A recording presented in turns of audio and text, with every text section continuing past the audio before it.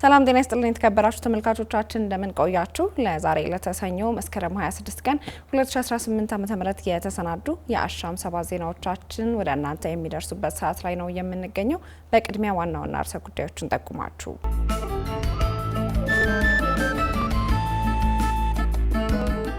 የህዝብ ተወካዮችና የፌዴሬሽን ምክር ቤቶች 5ኛ ዓመት የስራ ዘመን መክፈቻ ስነ ስርዓት ዛሬ ይካሄዳል። የኢትዮጵያ ሀገራዊ ምክክር ኮሚሽን ከስቶክሆልም መድረክ ተሳታፊዎች አጀንዳዎችን ማሰባሰቡን አስታወቀ። የመምህርነት ሙያን በመደገፍ ተመራጭ እንዲሆን ማድረግ እንደሚገባ የኢትዮጵያ መምህራን ማህበር አሳሰበ።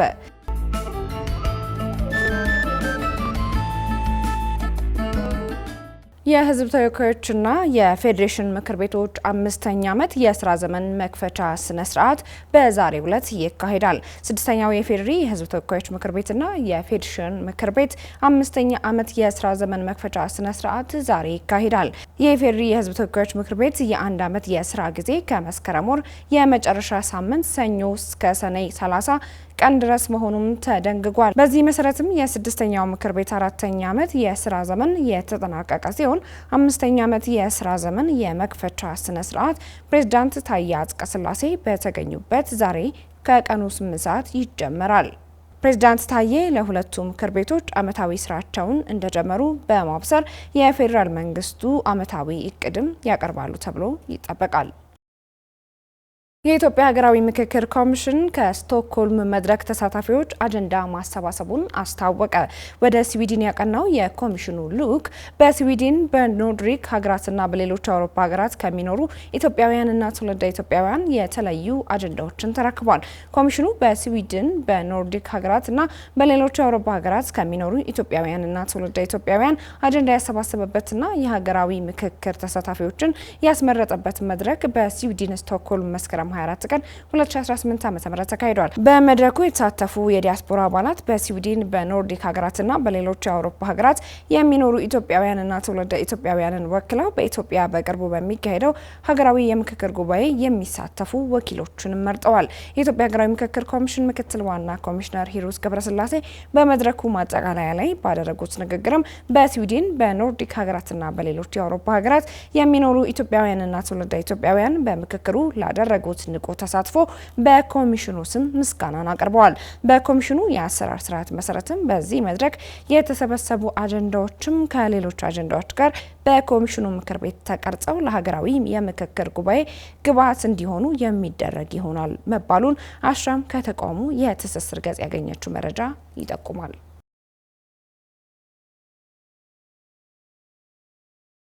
የመምህርነት ሙያን በመደገፍ ተመራጭ እንዲሆን ማድረግ እንደሚገባ የኢትዮጵያ መምህራን ማህበር ገለጸ።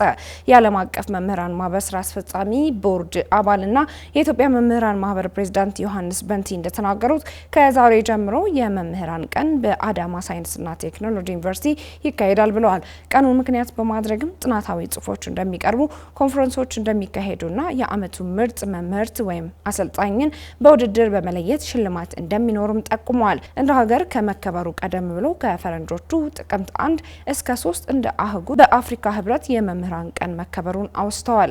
ጥሩ አቅምና ውጤት ያላቸው ሙያውን በስፋት ባለመቀላቀልና ከሙያው ክህደት አንጻር ለዘርፉ የሚደረግ ማበረታቻ ውስን መሆን እየተፈተነ ላለው ሙያ የመምህራን ቀን መከበር አስተዋጽኦ አለው ሲሉም አክለዋል። ለትምህርት ጥራትና ብቁ መምህራንን ለማፍራት ብሎም በሙያ ለማቆየት በሀገር አቀፍ ደረጃ መምህራን የሚመሰገኑበት መድረክ በስፋት እንዲካሄድም ጠይቀዋል። ማንም ሰው ባይማር ኖሮ አሁን ላለበት ስኬት አይደርስም ያሉት ፕሬዝዳንቱ ትምህርት መሰረት ነው፣ ይህን መሰረት የሚገነቡት ደግሞ መምህራን ናቸው ማለታቸውን አሻም ከኢዜአ ያገኘችው መረጃ ጠቁሟል። መምህርነት ሁሉን ሙያዎች አምራች እንደመሆኑ ሙያው ከማሳደግ አንጻርም ብዙ ማበረታቻዎች መኖር አለባቸው። ሙያውን ካልደገፍ ነው ሌሎች ሙያዎች ሁሉ ጉዳት ላይ ይወድቃሉ ሲሉም አስገንዝበዋል።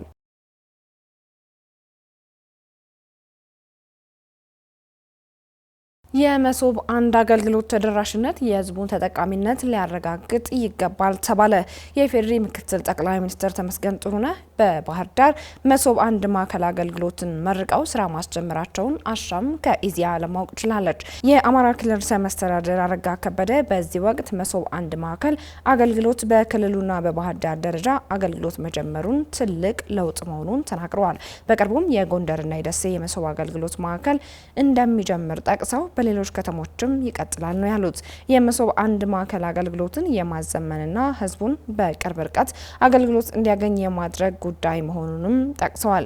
ለዚህ መነሻውም ህዝቡ የላቀ አገልግሎት ማግኘት አለበት የሚል የመንግስት ጽኑ የሪፎርም ውሳኔ መሆኑንም ገልጸዋል። በአንዳንድ ተቋማት ላይ የሚታዩ ብልሹ አሰራሮችን በመቀነስ ረገድም መሶብ የአንድ ማዕከል አገልግሎት ትልቅ ፋይዳ አለው ብለዋል። ወጪንና ጊዜን አባካኝ የሆነ አሰራርን ከማስቀረት ባለፈ የዜጎችን ኑሮ በማሻሻል ኢንቨስትመንትን በማሳለጥ የክልሉን እድገት በማፋጠን ትልቅ አበርክቶ እንደሚኖረው አንስተዋል። በባህር ዳር የአንድ ማዕከል አገልግሎት የሚሰማሩ ተቋማት ለሌሎች ተቋማት አርአያ የሆነ አገልግሎት ለዜጎች ማቅረብ እንዳለባቸውም ተናግረዋል።